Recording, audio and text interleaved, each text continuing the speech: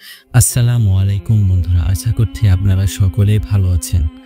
আপনারা দেখছেন Islamic on voice. এক বাদশাহ দুনিয়ার লোভ লালসা নিয়ে ব্যস্ত আছেন।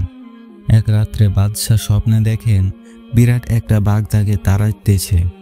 সে দৌড়ে গিয়ে একটা গাছে উঠেছে। বাঘ হাঁ করে তার দিকে তাকাই আছে।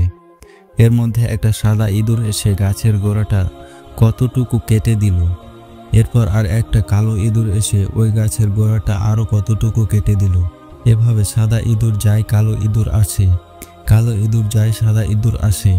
পর্যায়ক্রমে একের পর এক গাছের গোড়া কেটে চলেছে।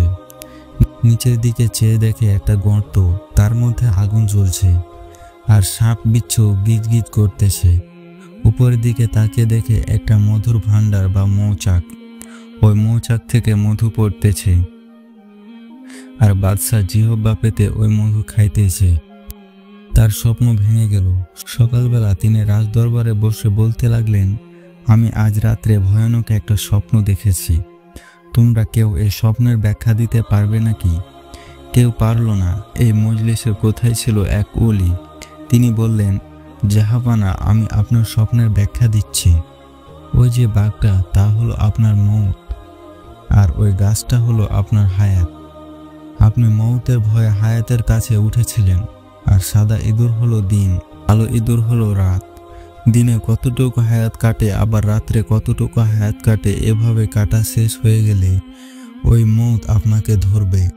আর ওই যে গর্তের ভিতরে আগুন আর সাপ বিচ্ছু দেখছেন, উহা হলো আপনার কবরের আযাব।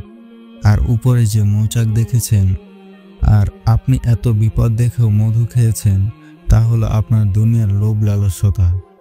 ইহা শুনে বাদশাহ চমকে উঠলেন আর দুনিয়ার লোভ লালসা ছেড়ে দিয়ে আখিরাতের কাজ শুরু করে দিলেন। এই ঘটনা শুধু ওই বাদশার জন্য নয়, সারা জাহানের মানুষের জন্য শিক্ষণীয় ঘটনা। প্রিয় বন্ধুরা, আজকের মতো এ পর্যন্তই। সকলে ভালো থাকবেন, সুস্থ থাকবেন। আল্লাহ হাফেজ।